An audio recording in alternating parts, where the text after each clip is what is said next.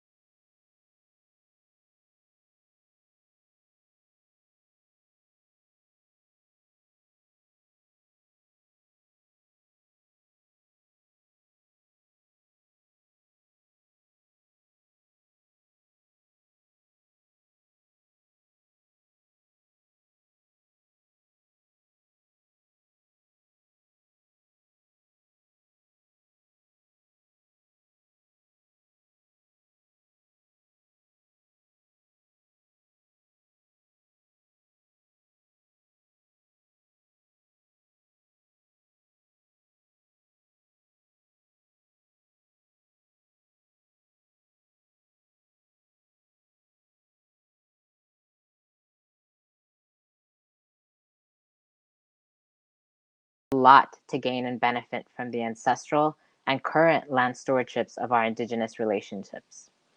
Today, I want to acknowledge the Chumash, the Gabrielino, and the Tongva people of whose lands on is currently known as Los Angeles area. Land acknowledgement is not enough, so please find local indigenous communities around you and find ways to give back, especially during these trying times. Thank you. Next up, I want to introduce Tiana Bratcher. She is a very queer Black Dominican woman, sister, and auntie. Originally from Anchorage, Alaska, now living in Oakland, California. She was a 2018 fellow at the Watering Hole. As a slam poet, she has competed at many recognizable competitions. She was a queer emerging artist resident at Destiny Arts 2017. Tiana uses her art to dismantle silence, interrupt cycles of abuse and trauma, and to create a healing processes. I leave you all with Tiana Bratcher. Thank you. Hi, y'all. Thank y'all so much for having me. I'm going to read a poem for y'all today titled Prayer for Post-COVID-19. Every time I've tried to write this, I've ended up counting my crumpled up dollars, taking out the cork in my piggy bank and crying, all while begging for mercy. I have more fear of getting evicted than contracting the virus. Although I don't have insurance, and I've never received adequate care in the hospital because I'm Black, which means I've always been in conversation with death or on the brink of it, so I'm not really scared to die. What haunts me is the normal everyone seems so anxious to get back to. For many of us, normal is just fighting anti-Blackness while on the clock at a job that barely pays enough to live off of, let alone prepare for a pandemic. Normal has always meant nothing more than surviving the already unfair circumstances we are forced into. On April 22nd, the mayor of Las Vegas insisted on opening up the city as a control group. The offer was to reopen hotels, casinos, and strip properties to see whose lives the city could gamble with. And when asked if she would be willing to put her life on the line with all the other workers in those casinos, like my mother, the mayor said no, because she has a family. And I wonder what she sees my younger brother and sister as. My stepdad who just had a tumor removed. My cousins, aunts, and uncles who work tirelessly to keep not only our families afloat, but also the city. Are we not family enough to be protected? Over 2,000 people a day are dying, and Trump strategizes with governors to reopen the country. We've compared the shelter in place to prison, but even Wall Street was built out before those who are locked in cages along with the virus. America knows not how to be kin to each other, but how to stand on someone to get to the next dollar, how to stalk someone into a grave to avoid their own. And I know everyone is listening now that the streets are bare and the distractions are gone. I know you hear the screaming God, or president, or Congress, and I pray that it haunts you to hear the voices of those your policies kill. The number of COVID-19 deaths rise, the number of Black people living deplete. Although we make up about 13% of the US population, 30% of COVID-19 patients are Black. People keep asking to go back to normal, but is this not the norm? Have rich white Americans sitting idle while the rest of us push our pennies back and forth? While we build and rebuild this country time and time again, while we mourn and mourn and mourn our own death counts? I pray re-entering the world will be anything but familiar. I imagine it will be chaos of the most beautiful variety. The world in upheaval, burning down all that we have ever known. I want to come back to blue flames and ash. I pray we rebuild something new. I pray there will be adequate time for both grief and healing. May everything we have been begging for be granted. May there be no going back. May survival no longer be the standard. May we get a chance to live. May we get a chance to live. May we get a chance to live. Thank you. Thank you, Tiana. Thank you so much. So before I begin, I want to acknowledge the tremendous pain that so many of our community members are experiencing right now. The 100,000 dead as a result of COVID, who are overwhelmingly Black, Latinx, and Indigenous, as well as the families and the Black Americans who are being murdered by the police and by white nationalists, and the migrants and people in prison who are sitting in cages as the pandemic spreads. And so we are holding a tremendous amount of sadness. And I want to acknowledge that, because as artists, we're able to hold both the sadness and the possibility. And our task as artists is to really reflect the full spectrum of human emotion. And second, I want to name and acknowledge the tremendous impact on our cultural spaces and on us as artists. Currently, 2/3 of artists are unemployed, and our art spaces have been decimated, whether it's our comedy clubs or where we play music or where we view films. All of these spaces are forever changed, and we are feeling the impacts of an economic system that has prioritized profits over people and the planet. First slide, please. We are in an unprecedented moment of tectonic cultural shift. Never in our lifetimes, never actually in our history as human beings, have we experienced such a vast and rapid culture shift. And with this moment comes extreme hardship, but also infinite possibility. And the role of artists has never been more important. Because as artists, we are the beacons of light. We help hold everything from sadness to possibility. We expose harsh truths, we inspire new ideas, and we help the future feel tangible and inevitable. We can activate the imagination. And that's what we'll be hearing about today, is how do we leverage culture as a tool of power. Next slide. When we talk about power and culture, I like to talk about worldview. And worldview is really the systems that organize us as human beings. Worldviews are composed of myths, of stories. And as human beings, we've been understanding the world around us through science and through art, through myths. And at the moment, our world, our global order is one of domination and extraction. And we have been extracting from this planet. We know that this planet cannot anymore sustain how much we are taking from it. And similarly, the old narratives, the narratives of capitalism, the narratives, these fairy tales are actually now falling apart. What the pandemic is doing is revealing the fractures of systems that have not worked for us for a long time. And as these old narratives are falling apart, we must have new narratives to replace them. We have to be able to move as artists and to actually help make sense of what's happening, because so many of the issues that we care about, whether it's gender equity or climate change or immigrant rights or a basic universal income, in 2019, we would not have been able to even say the words basic universal income. And yet all of these things are possibilities right now. And so in these moments of disillusion, we can introduce a different kind of future. Because as artists, it's not just about the no, it's about the yes. We are here to help visualize what does the yes look like?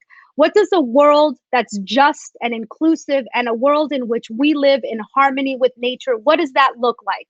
We need your stories now more than ever because the stories that you create, the art that you create can help shape the concept of ourselves. Next slide. Social change happens in three realms, and those three realms are culture, politics, and economics. And we know that culture moves faster than politics. Just make sure, if you can make sure to have my next slide, please. It's the trifecta. And culture is able to shape both the economic sector and the political sector. We know, for example, that it was in 1997 when Ellen DeGeneres came out for the first time on television, and many shows followed. But it wasn't until 2015 until we actually saw marriage equity. Similarly, as so many survivors are speaking out about their stories through Me Too, we see a culture shift. We see a shift in the fact that we now believe survivors. And so, in the realm of culture, we can both help shape policies and shape economics. But we have to know how to do it, and we have to be strategic. And that's what this guide does, is that it helps empower you, understand the narratives, the key stories that we want to advance. We've created this guide to inspire you so that you can disrupt. And really what we need is another gaze. Next slide. Because overwhelmingly, the culture that we are experiencing in this world is overwhelmingly made by white men. And so we need your stories. We need your perspective of the world. We need to be able to see what's in your imagination so that we can truly achieve a just world. So we hope that this guide is useful to you. We will be talking about the contents of this guide and the key narratives, whether it's on healthcare or a green economy or releasing people from prison. This guide will help offer you a roadmap on how you can help transform the future. Next up, it is my pleasure to introduce one of the contributors to this guide, and my friend Saket Sani, wonderful organizer. Saket is a labor rights organizer and a human rights strategist. He is the founder and director of Resilience Force, a national initiative to transform America's response to natural disasters by strengthening our resilient workforce. Saket is recognized as a national expert on post-disaster economies, immigrant rights, and the future of work. He has testified before Congress and the United Nations. We are so excited that he helped us with this guide and advised us. Welcome, Saket. Thank you for being here. Thank you, Fabiana, and congratulations to you and to the Center for Cultural Power. It's such an honor to join this extraordinary community of artists and storytellers and activists. I'm Saket Soni. I'm the director of Resilience Force. We work on the front lines of many, many disasters, climate disasters, and now on the front lines of this pandemic. And I just want to start by saying that almost as soon as COVID-19 became a reality, I called Fabiana. And the reason she was among my first calls was because we need artists right now. My message to Fabiana was, we need you, we need your genius, we need your talent, your creativity, and we need every artist. We need every singer to sing a song. We need every illustrator to take to the drawing board. This is a time when we need the kind of prophecy that artists can provide, because it's artists who are going to sustain our movements, fuel our dreams, help us imagine the next world, the new world that we know is possible, act as our guides. Now, I know something about disasters, and the work that we're doing, the work that Resilience Force is doing, is really rooted in insights gained in over a decade after Hurricane Katrina. I've been to many, many disaster epicenters. Houston after Harvey, Florida after successive hurricanes.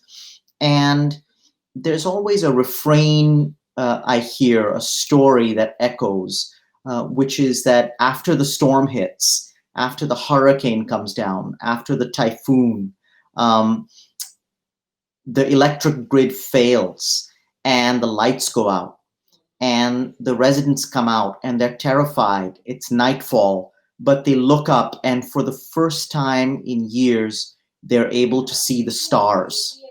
So sitting alongside disaster, there's always an amazement, a wonder. We see things clearly, we see things anew.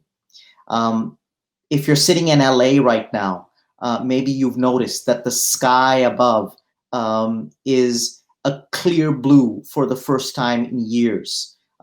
If you're in New York or in DC, the traffic dies and you see the birds. You hear them, they're louder, bolder than ever. There's a sense of wonder, and that's what we need artists for. We can follow you into the wonder. We can understand it. We can absorb it.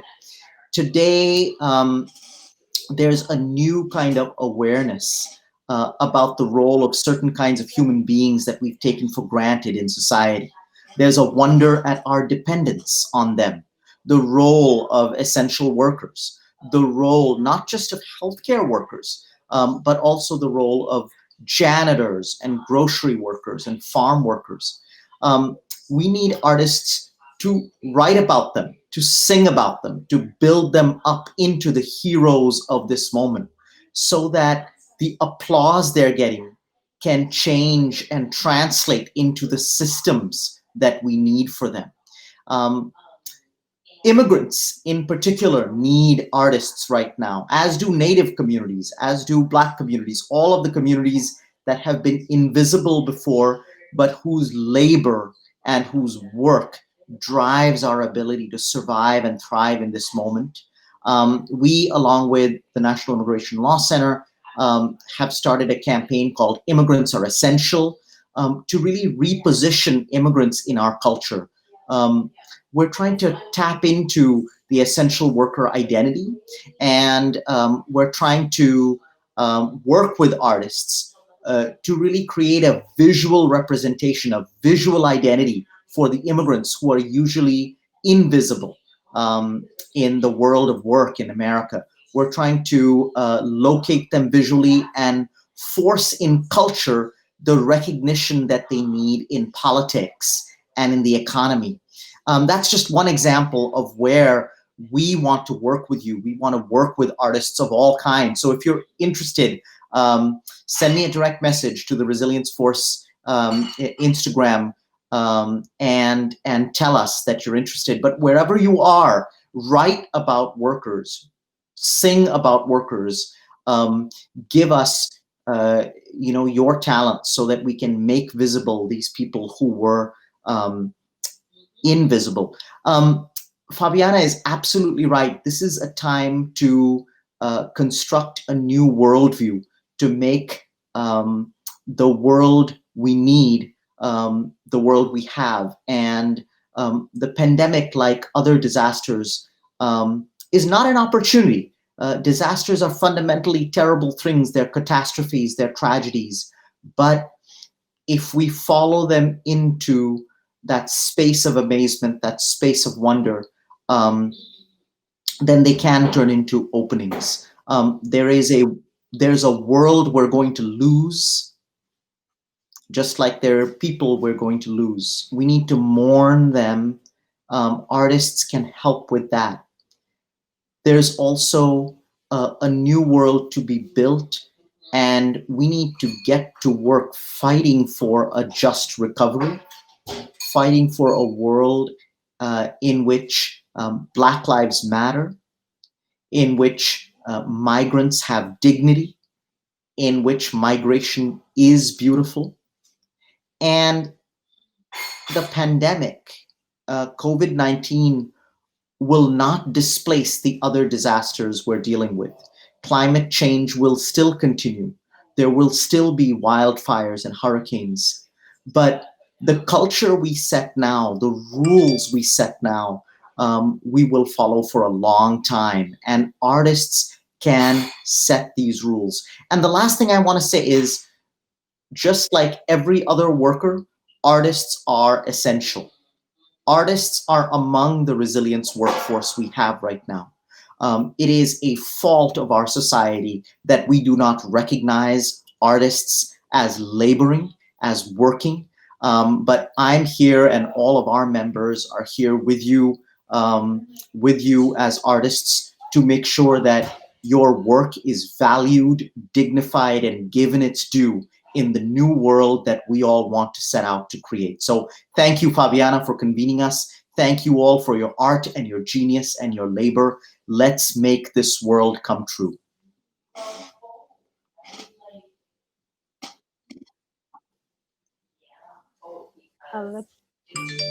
Thank you so much. Thank you, Socket. Yes, I was just snapping here. Thank you for your words. They really resonated. And yes, this is a time of worldview shift. You can contact Socket at Resilience Force on Instagram. Get connected to that organization doing amazing work in the region of the South. Thank you for joining us, Socket. Thank you. So inspiring. My heart feels so full that we are in a movement together with our fellow organizers and cultural workers where we can really intersect the worlds of art and social justice. So next up, we are going to hear from Julio Salgado, an artist I love to work with and collaborate with. Julio is a migrant storytelling and pop culture manager at the Center for Cultural Power. And his identities as an undocumented queer migrant artivist has fueled his artworks and his video shorts, which depict the stories and the demands of a growing immigrant rights movement. Julio is going to share a case study about how he rapidly organized artists to create artworks around freeing immigrants from prison. Thank you so much. Welcome, Julio. Thank you, Fabiana, for that introduction. Hi, everybody. This is so bizarre that we're talking like this, and I usually, when I talk about art and myself and the work that I do at the Center for Cultural Power, I get to feel the people, but we'll have to deal with this right now. So I appreciate everybody that signed up for for today's webinar. So as Fabiana mentioned, I'm going to be talking about a case study that I led as part of the Center for Cultural Power. When this whole pandemic started, as an undocumented immigrant, I couldn't help but think about the folks who are detained, right? During a pandemic, there's people who are detained. And in order for us to do that, I wanted to make sure that it was artists who are also undocumented to take a lead in creating art. And so I think the recipe for this project was the fact that it was an artist-led initiative who was undocumented. Hi, hello. It was also the fact that there was a trust between a movement group and myself, which was the Inland Coalition for Immigrant Justice, and as well as the Center for Cultural Power as a culture organization that was essentially making sure that artists get compensated. Right, a lot of the time, especially during this time, artists are always constantly being asked to create art, but not compensated fairly. And so for me, it was very important because as an undocumented artist, I know what it's like to constantly see other people speak on our behalf. But the fact is that within our community, there's a lot of talent. And next slide.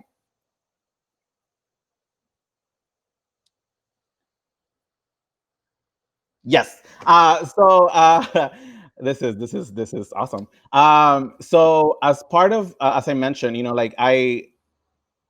and Saket said it, very, very, touch it on the spot right now. Right now, we need to make sure that that is being created, addresses issues affecting our communities. And for me, I wanted to go a step further and be like, we need to make sure that it's our artists, undocumented artists, who are the ones telling that narrative. And so I've been a huge fan of. There's a lot of undocumented artists that I've never met. Sometimes that you meet through social media. And so I just essentially hit them up. And, Carla Rosas from New Orleans, Emulsify from Brooklyn, Maria Hubu from San Francisco, and Brian Herrera are just some of the few undocumented artists that I was just like, right now we need to make sure and create art that addresses the issue that there's people who are in a detention center. And so that was the first step, right? Like, you hit up the artist. And so the next part was to make sure that we collaborated with an organization that is actually doing work on the ground, right? Like, there's organizations right now that are, and that have been doing it for a long time.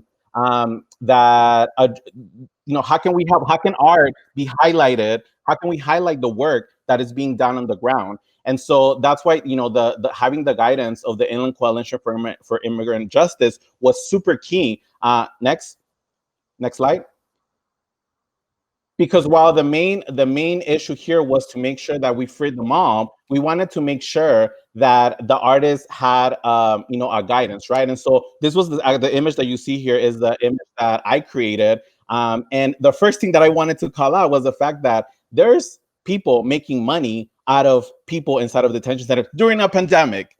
And I wanted to call it out and I put in there the GO, which is one of the big, they invest and they get money out of detention centers. Next.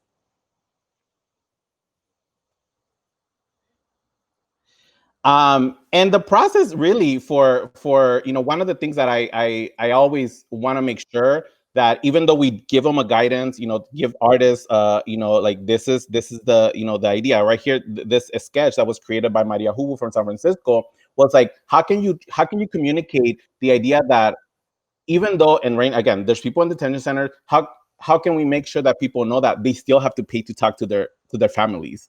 Like, that's an issue right there. Yeah, we want to free them all, but the fact is that we need to call that out. The fact that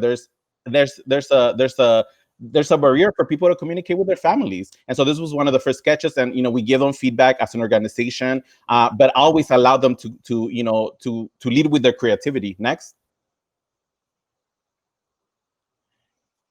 Another issue that we wanted to highlight was the fact that during a pandemic like this, one of the things that the Inland Coalition for Immigrant Justice was like telling us is that we are making sure that people, if they do get out, that they are taken care of. And so we wanted to highlight the fact that people are gonna get out, and they're gonna need to stay at a hotel and quarantine and be with their families. And so that was another. This was a piece by Emulsify where they highlighted the fact that we need to advocate for the health, for making sure that they're taken care of once they get out. Next.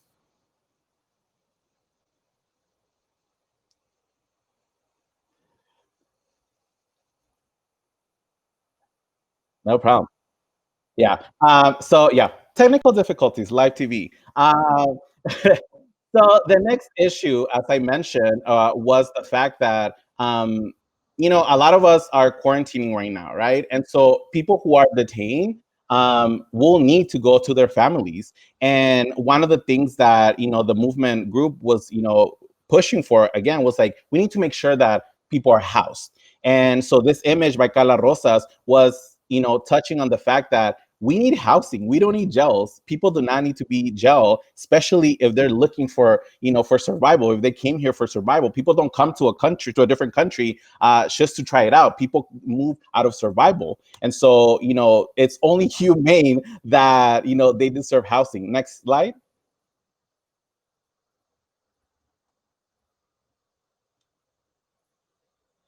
This was the final piece that Maria Hubu and I showed the original image that that people are they need to be able to communicate with their family. For immigrants, it's not a new thing to communicate via phone via, soon this is the way that we're communicating, because borders have made it impossible for us to see our families. I haven't seen my grandma for many years, but technology has made it possible for me to do that. And, it has made it possible. Now the whole world is seeing how undocumented immigrants have had to, to communicate with their families.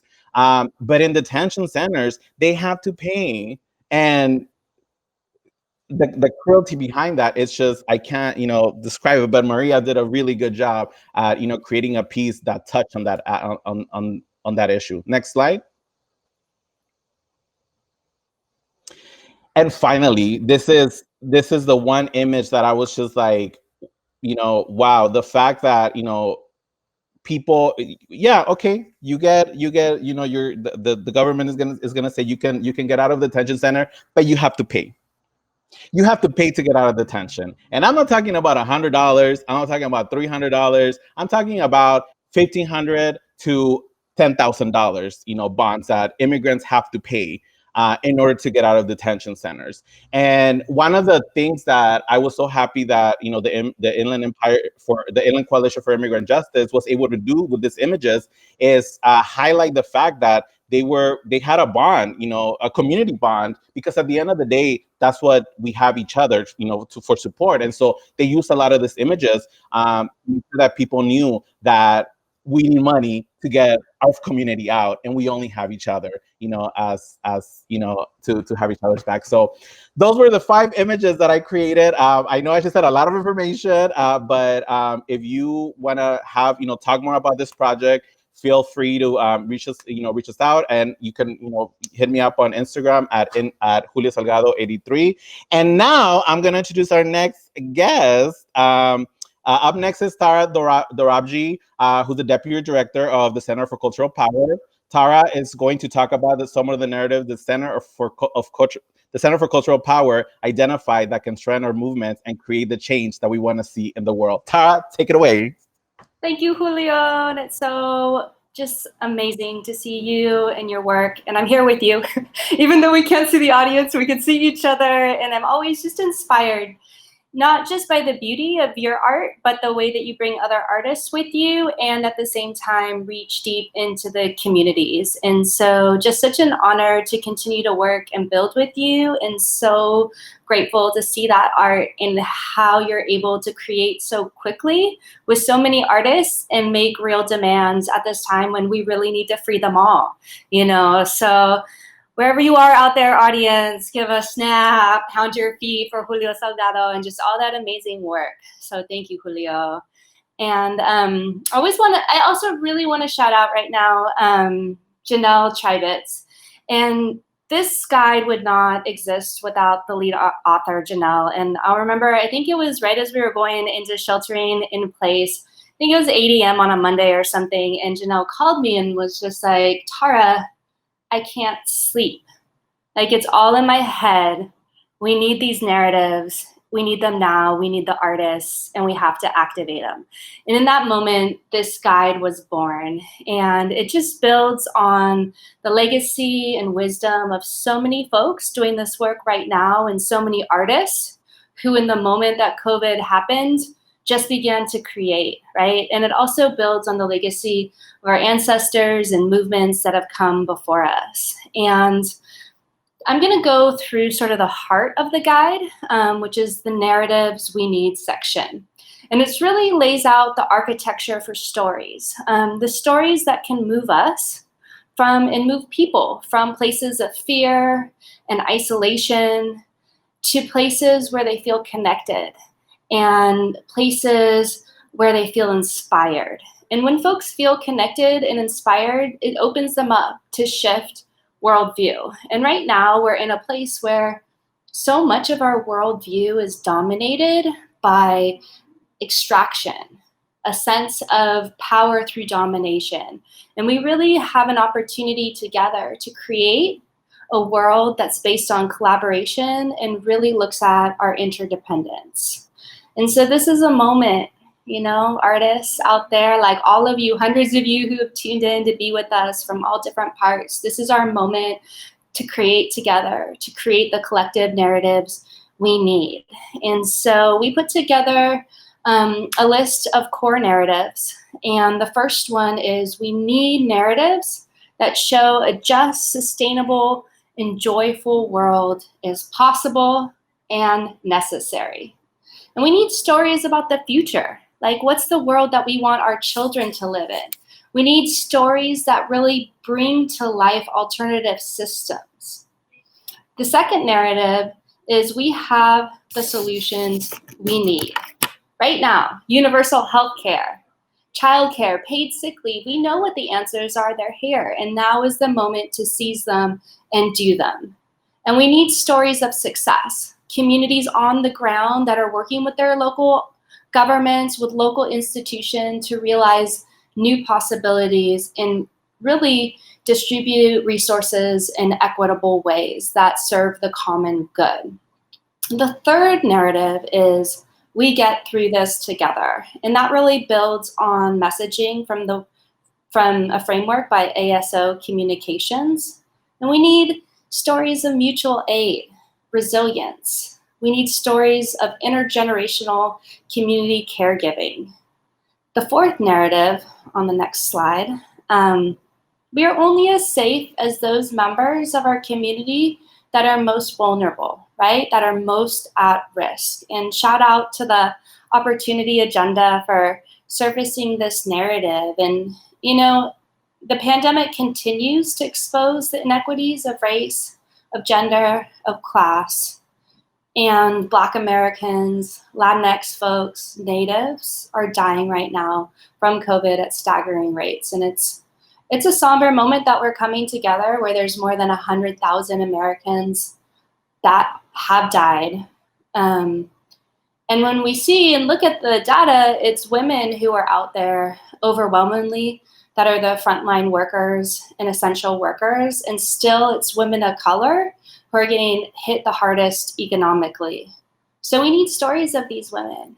We need stories of these migrants who are saving lives, who are out on the front line, keeping our society going. You know, as Saket so eloquently said, this is our moment to show those and really redefine what is essential, right? Artists are essential in this moment, grocery store workers, all those folks. We want to hear those stories, and artists have a unique way to amplify and bring those together. And I think a really important one for us all is that we're greater than our fear. And this narrative really came from Greater Than Our Fear, which is a Minnesota-based collective. So giving a shout out to them. And we need stories that reject the use of fear. We need stories of solidarity, because that's where our strength lies. That's what we're standing on.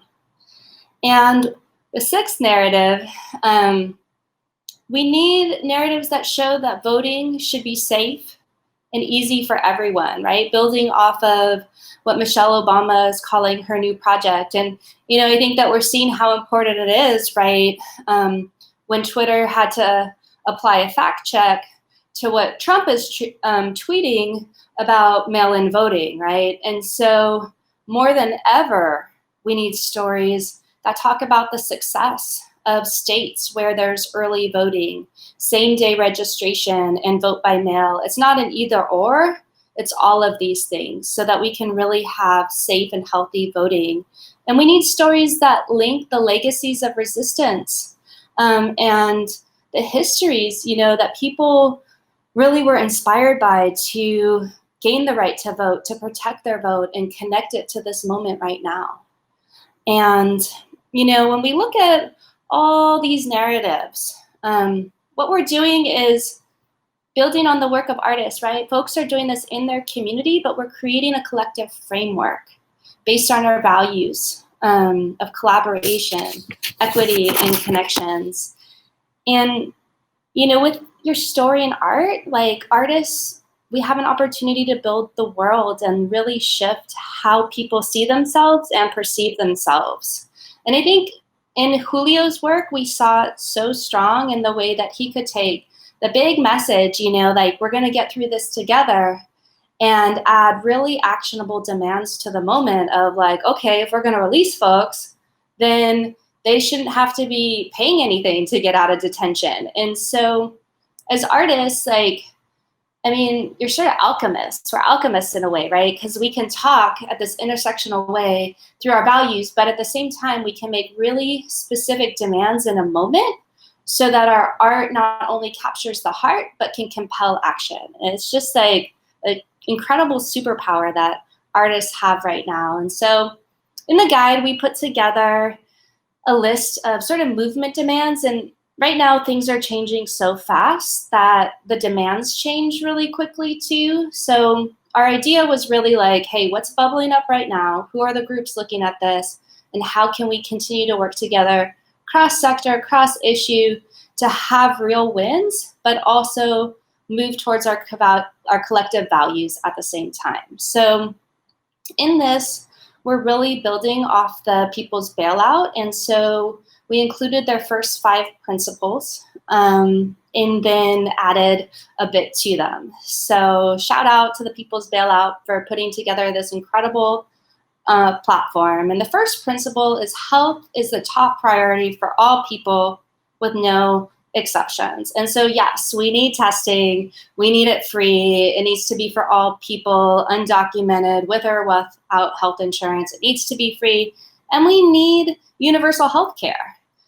Second principle, provide economic relief directly to the people, right? So real sizable cash to people, every person, which should transition to universal basic income, and increases in the federal minimum wage, and making sure that undocumented folks have access to disaster relief fund that's set up by the state. That's really important too. And then the third principle is rescue workers and communities, not corporate executives, which of course we're seeing happen right now. And so really need that focus to shift back to the people. The fourth principle on the next slide is to make a down payment on a regenerative green economy while preventing future crises. So like right now, we really have an opportunity to protect the health of our community while also investing in systems that will protect our earth as well. And so we can protect our health and our Mother Earth. And so we urgently need a green stimulus. And we also need to see a just recovery for all people that's larger in midterm as well. And then the fifth principle is to protect our democracy while we protect each other. And just going back into that importance of protecting the right to vote during the pandemic. We can do both. We can be healthy and we can exercise our democracy. It's not an either or.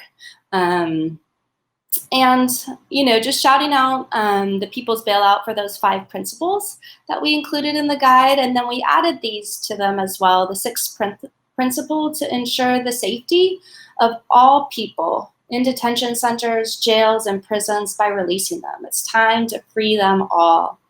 And the last principle is really to keep our eyes on the prize. As artists and disruptors, we can power a new cultural front that ushers in these changes and imagines and creates a new world that's based on justice and equitable principles. And really, we have an opportunity to connect the dots between things like the Green New Deal, the New Economies Coalition's pathways to a people's economy, and a just transition. It's time for us to create a new system that redistributes power and resources more equitably while really ensuring humans' alignment with nature. And so artists, this is our moment. You know, it's time for us to create together, to inspire, to build on the legacy and resistance that's come before us. And this is our offering to you. We invite you to create with us and imagine what is possible. And we want to hear from you too. So tag us at our hashtag, Culture is Power. Show us what you're creating. Show us how you're collaborating and how we're powering this movement together. I know I've been talking a lot, and really as artists, what we want is the art. So it's really my tremendous honor and pleasure right now to introduce you all to Diana Gameros. And in these difficult times, extraordinary voices are needed. And we have one right now in the casa with you all. And we are so lucky to have Diana with us today live. Mexican-born artist who draws her experience from a long life without papers. And let's give a shelter-in-place welcome, applause, stamp your feet, some snaps for Diana Gameros. Thank you so much for joining us. Thank you, Tara. Thank you so much. And thanks for everyone who made this incredible event possible. The line that stuck with me very deeply was when Sackett said that artists help imagine a new world. As an artist, I imagine a world where people are more than essential workers, where people are sacred human beings, where Black lives matter. As a former undocumented person, I imagine a world where people who are fleeing their homes, who are embarking on that dangerous journeys, sometimes carrying a baby on their back, in their arms, not only are they welcome, I dream of a world where we celebrate them and throw the biggest and prettiest and more badass party by the ocean for them, and we gather the most beautiful flowers from our garden and put them on their feet upon their arrival. The song is called Tus Pasos, to honor the steps, the footsteps of all people coming to a new place, to a new life. Mira dónde llegarán tus pasos al dejar tu patria por detrás, con profundo amor y un niño en brazos. Al azul tus pies quieren llegar, sigues el susurro de una ola. El viento del desierto ya ha quedado atrás, con un paso lento y otro largo, con un poco de paciencia llegarás. Mira dónde llegarán tus pasos, al azul tus pies te llevarán, y el mar te espera, y en su abrazo tibio te quiere arrullar, y el mar te arrullará.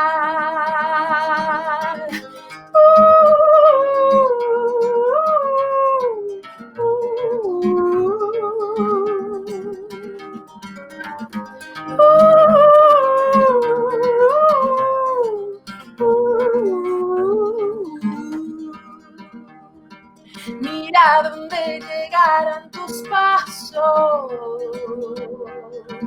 al azul Pacífico y llegando, el blanco porvenir te recibe con flores de mi jardín.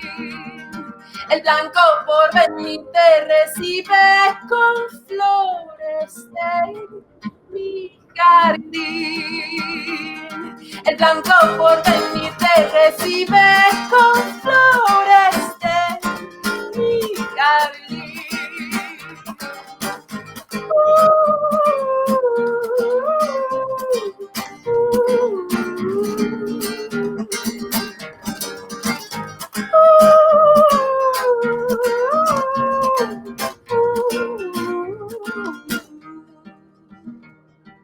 Deja que tus pies cansados duerman con el arrullo del mar. Con mi canto bailan las estrellas, celebrándote al llegar. Que el jardín jardín más bello hoy florezca, mil flores te voy a cortar. Que tu corazón valiente sepa que mereces mil flores más.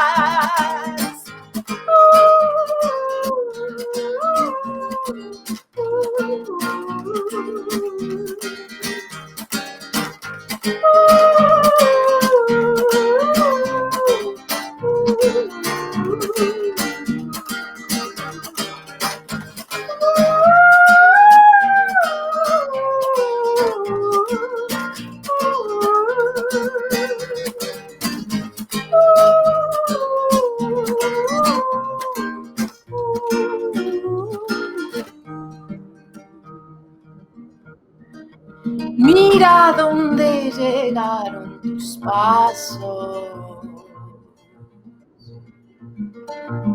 Al azul tus pies llegaron ya.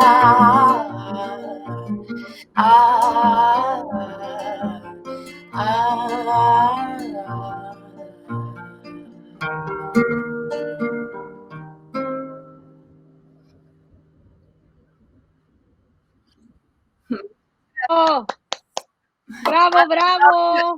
Everyone watching and to everyone tuning in and doing the beautiful work that you all do. Thank you so much.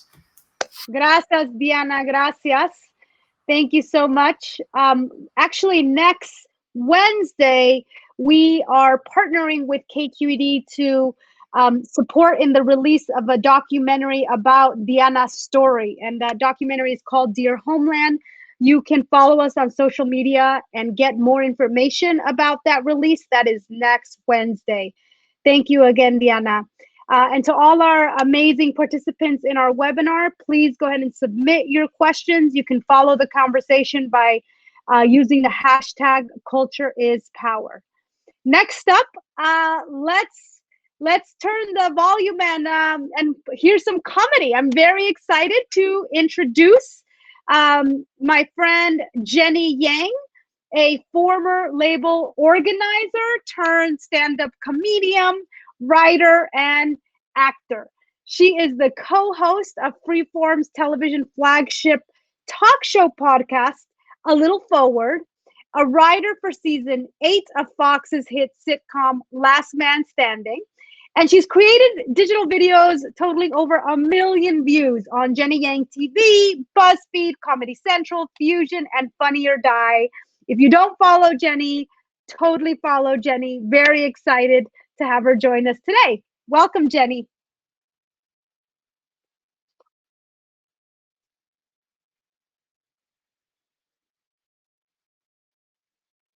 Okay.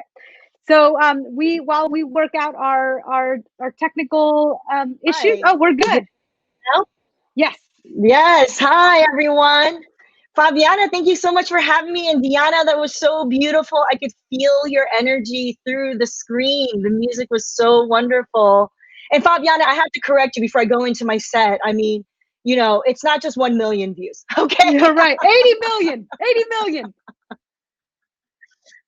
Yeah, just numbers are just numbers, Anyway, guys, I am so excited to be here. I'm coming to you live from inside a picnic basket, and it's fun. You know what I mean? It's fun out here doing comedy from inside a picnic basket.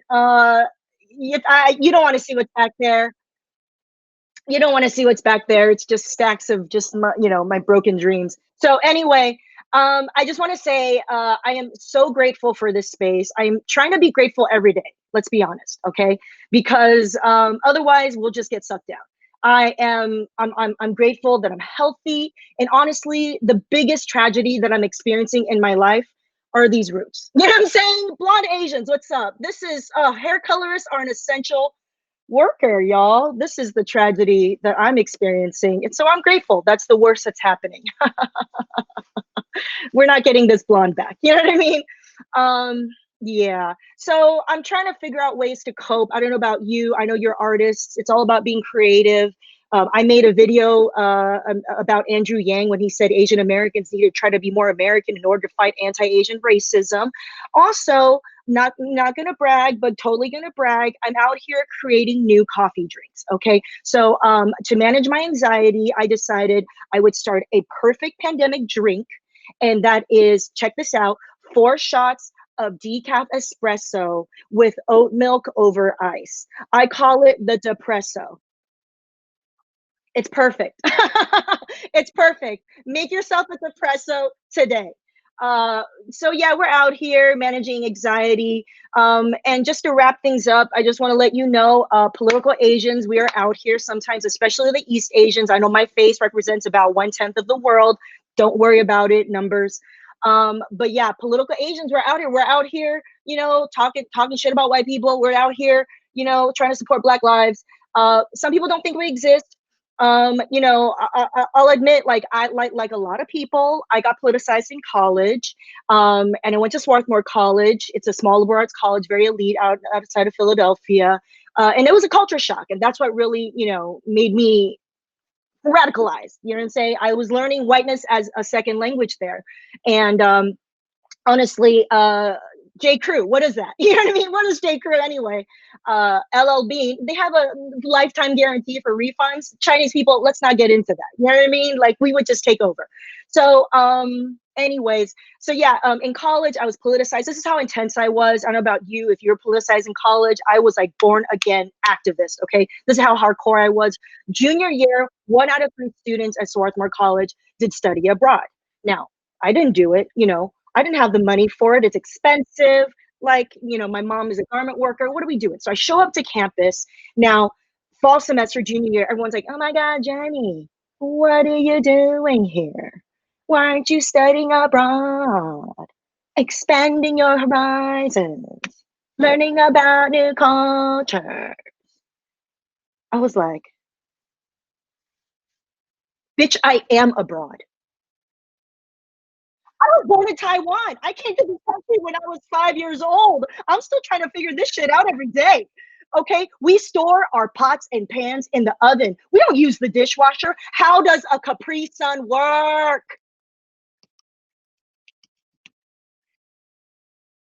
It's a crank grape juice massacre. Okay, is all I'm saying. It's a crank grape juice massacre. Anyway, that's all, y'all. This is my time. I'm Jenny Yang. Thank you for listening. Thank you for making art. Thank you for being thoughtful about what you do, and you know, Yeah, rise up and shit. You know what I'm saying? thank you so much, Jenny. Yes, thank you. And folks, be sure Thanks to for follow having me. Jenny. Jenny's actually also been involved in our climate justice work. So we're intersectional, y'all. We are doing we're trying to change the world. You know. Thank you, Jenny. And thank you. Our final our final person who's sharing today before we move into the Q&A is Chucha Marquez, a queer Chicanx printmaker, digital illustrator, and social media whiz. He manages the social media at our organization, born and raised in the South Bay, and is now in Oakland, and does a lot of artwork inspired by current and historical themes around social justice. Welcome, Chucha. Cool. Thank you for that introduction, Fabiana. Oh, we can't hear you, Chucha. Okay, great. Okay, can you hear me? We're good? Cool.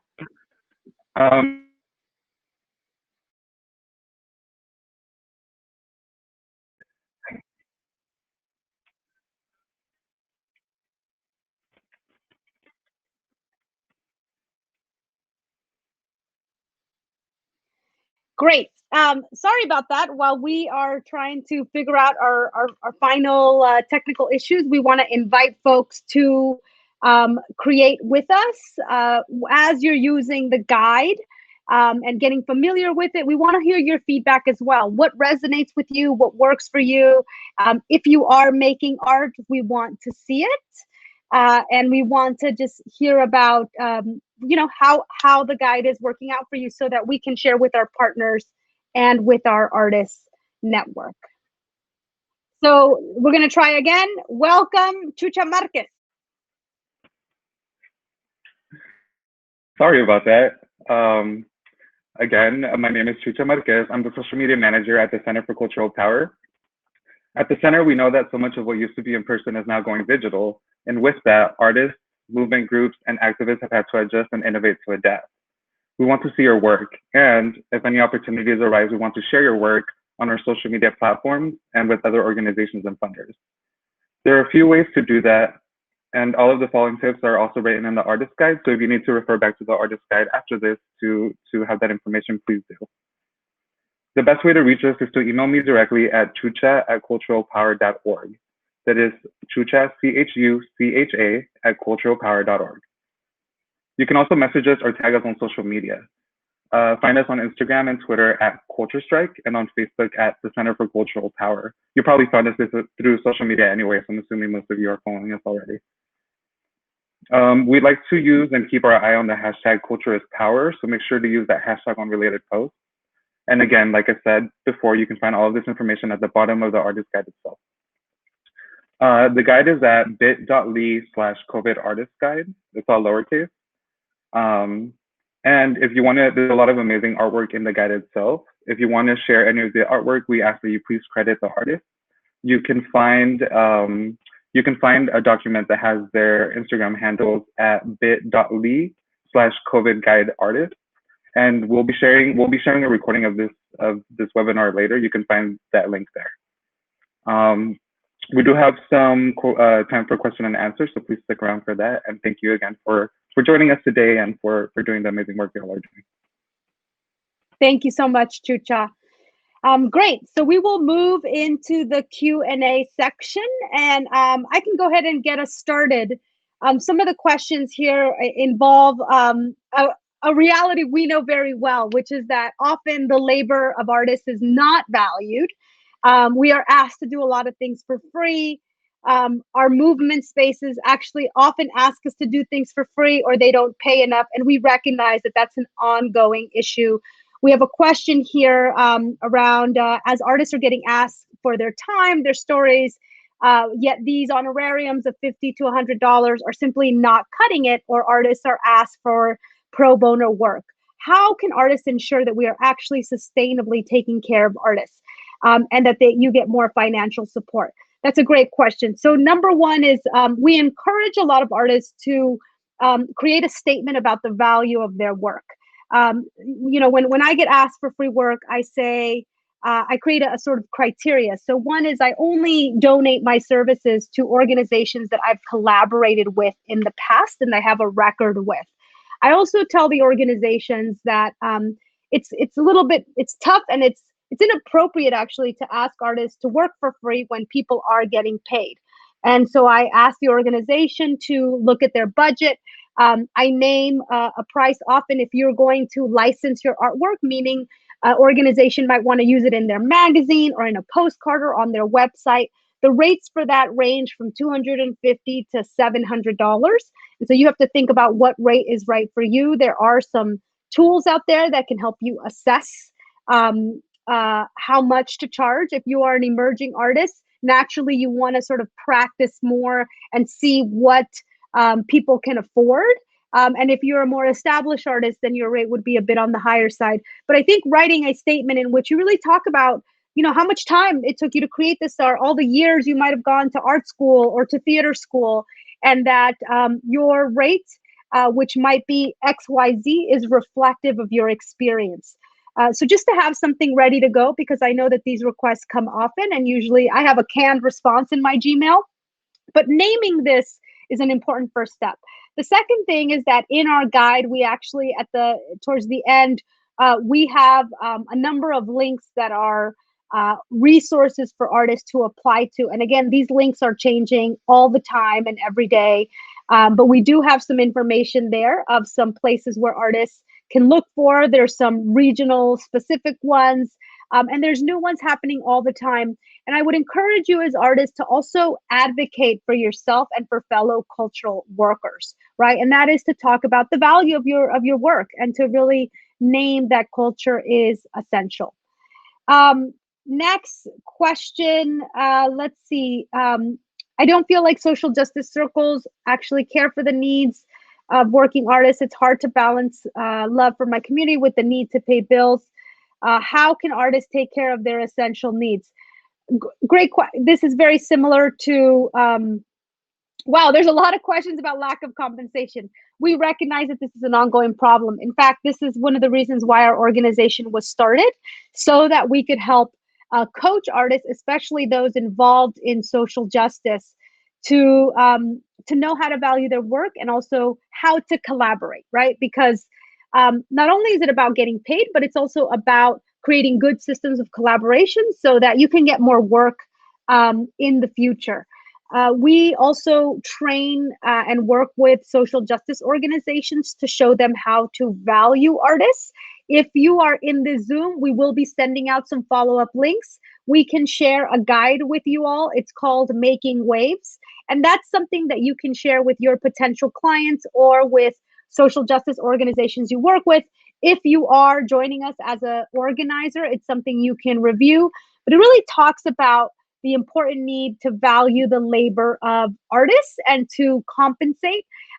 Because, you know, as artists, I encourage you not to do one-time transactional things, but to really think about how you can form a long relationship with social movements in the areas that you're committed to, whether that's criminal justice or climate change. Okay, so I am checking out these questions. If you don't have a current place to show your art, what are some ideas to get your art seen or heard? What about sending copies to state legislators? I've worked in state politics for the last decade, but getting started in arts activism. This is a great question. So first, y'all, we have transitioned into a digital way of engagement. And that is that we no longer can gather in the same way. And this is going to be an issue for many years to come.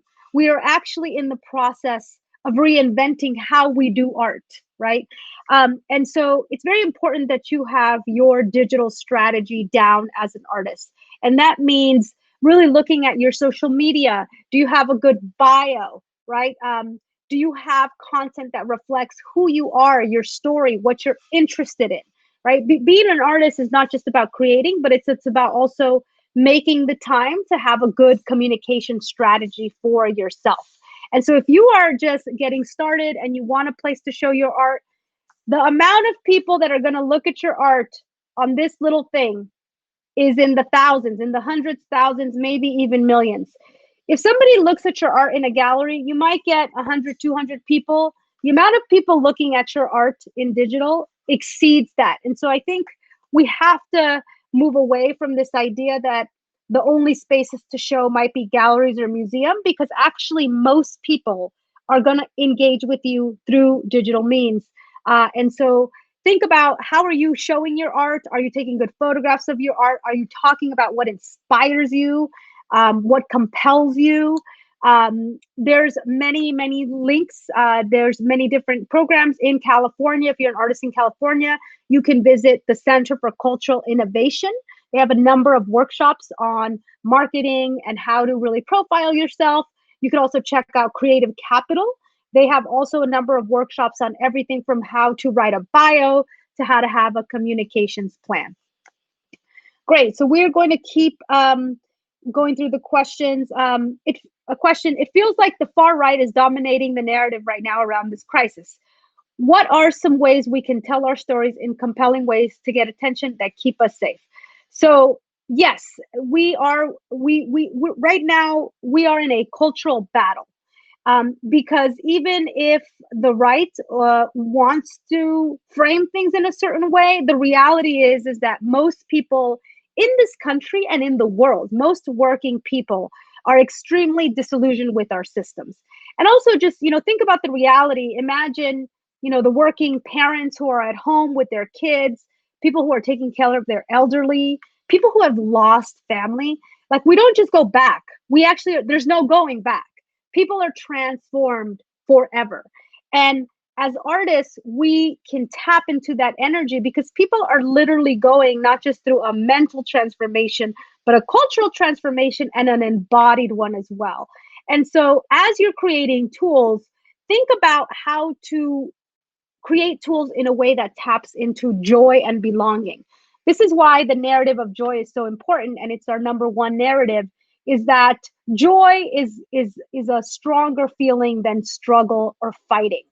And so as you are creating your stories and you want to, the best thing you can do to fight the messages of the far right messages, which are really messages that don't prioritize workers, that are giving money to bailing out corporations instead of people, is speak to people like yourself. What do you want to hear? What do you want to see? What kind of messages? How do you visualize the future? We have many recommendations for slogans you can try. They are in the guide. Try that. Try starting with window posters, cardboard pop-ups. Is there a way you can decorate your home, your apartment, the places you go to? I've been seeing even installations on overpasses on freeways, right? Can you create short videos where you create poems or you create a movement? As artists, creativity is not something you all lack, but experiment and see what you find. What would be a good first step for social justice organizations to infuse artists into its systems in campaigns? Great question. Great question. So first is that if you are in a social justice organization, first take an analysis of what kind of artistic resources and sort of your artistic muscle. How is it? Do you have artists on your board? Do you collaborate with arts organizations? Are any of your staff members creative or artists? So first start with an assessment. Our friend Erin Potts actually has a tool that's called a cultural audit tool. We can include that in the links as well in the follow-up email. But you have to take an audit of where you are at first in order to figure out where you want to go. I encourage you to think about if there's not artists on your board, why? You need an artistic perspective in order to shape your programs. And it's really about starting small. Start with a small pilot. Right? Maybe you want to start with an artist in residence program where you work with a photographer to document what your members are doing. Maybe you want to have a writing program so that the members you organize can learn how to tell their stories. Maybe you work in a community that's affected by pollution and you want to work with an emerging filmmaker to create a short piece. The guide Making Waves that we created has some tips. It has 13 tips, and it includes everything from who's going to own the content to how do you find the right artist. But it's important to know that it's not just about making the art. It's about finding the right artist, having a dissemination strategy, right? What does your social media strategy look like? Can you commission artists to create artworks, right? Are you sharing artists on your social media? Are you offering honorariums to artists if you do share their work? Right? These are all practices that you can begin to shift so that you can retain and organize artists. Great. I'm going to keep looking through these questions. Great. So one of the questions here is, I serve on a board of an organization that was founded based on ballet and white contemporary dance. There's been a lot of change because of external pressure. How can these organizations really change? And what we are talking about here is, there's a word for this. It is called white-led institutions? There's a word that I forgot, but white, I can't remember it at the time. But let's talk about white-led institutions for a second, because in reality, y'all, it's a very sad and upsetting truth that the cultural sector is dominated by white men.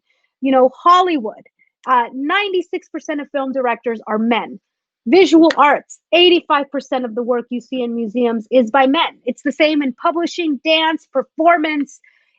The entire cultural sector is dominated by white men. And so right now we find ourselves at a time when the art and cultural ecosystem is falling apart, and museums are losing tons of money a day, ballets, all of these, and so are grassroots organizations. And so if we are truly about equity, we actually have to think about what do we allow to dissolve and what are we going to build? And truly, the white domination of art institutions is a moral problem, but it's also it's really criminal, to be honest, because if you look at even the population of the United States, it's unfathomable that our stories are not more out there, and it's because of how these institutions are led. And so I encourage you really to think about, if you're an artist or if you work or if you're a board member of these organizations, is to consider, what do you disrupt and what do you build? What do you allow to dissolve and what do you build? Because as artists, time is our most valuable asset. And you can build your art studio. It took me 20 years to build the art studio of my dreams, right? You can create the groundwork for a foundation that will live on when you no longer are on this earth, right? But it requires time and energy. And so be very selective with where you want to invest your time, and recognize that institutions that are run and that serve predominantly white people are often not working through an equity lens, or it simply is going to take them longer to get there. At the Center for Cultural Power, we prioritize building and accelerating the leadership of artists who are most impacted, because we believe that if we invest in you all as artists and we help you create your institutions, that we will create it might take a decade, it might take 2 decades, but that's how we're going to build real power, is by investing in our communities. Okay, so let's see. Question here: we are generating work that is rooted in so many of the narratives that you've articulated today. Our issue is getting it out to the world. We've spent so much time work and organizing that the marketing piece is not as strong. And now feeling that our work has moved online, how do we address this? Okay, so again, so much of the work of an artist is not just creating. Creation time is should be about 25%, maybe 30% of your time. The rest of your time has to be in administrative and communication duties. And that means, are you building a strong following? What kind of hashtags are you using? What kind of content are you using? To have good content, y'all, it takes hours. You have to write out your idea. You have to think about, are you tagging organizations? Are you in touch with organizations? Are you following organizations that are like-minded and share your values? But you should be spending at least a quarter of your time on a communications plan. And that means that you have a calendar where you have a good sense of what you want to do on different events, right? Or in different times of celebration. So for example, March, International Women's Day, show us your feminist work, right? Tell us, what feminist artists do you follow? Talk about issues affecting all genders, right? So in order to get your work out there, you have to have a good communications infrastructure. And this is something that I know is hard for artists, but we have to move away from this idea that we're going to be discovered or that somebody's going to be discover you, because it's not going to happen in that way. The way that your art is going to get out there is by you building partnerships and identifying people who are values aligned. And that means research, it means emailing, it means following and commenting. And it also means that you have your digital strategy developed, which is not just your Instagram, it might be your Facebook, it might be your Twitter, it might be your TikTok, right? Identifying who your audience is and having a strategy is key. Okay, we have just a few more minutes left. What is your recommendation for including artists who do not have access in the internet, mobile phones? How do you suggest these folks get into the public eye? This is a tough question, because I'm actually part of a collective in which a number of artists are not as connected to the internet, and it might be because they don't live in this country, or they simply have chosen a different lifestyle. I would say is to be a part of support networks that can help amplify your art, because in reality, we are shifting towards a digital way of communicating, and what might seem as like a drudgery of work for other communities is actually very empowering, right? Because now that we are gathering via Zoom, imagine all the people who might not have been able to leave their homes in the past, now they can participate. And so thinking about you getting your art out there means actually reaching more people, but it also means being inclusive. And so I encourage you to think about joining collectives or joining collaborative groups that can help amplify your art. Or, you could also do it old school. I mean, the other reality about COVID is that a lot of us are hanging out with our neighbors in our communities more than ever before. And so consider doing a pop-up engagement, right? Consider giving away posters to your neighborhood, maybe painting a mural.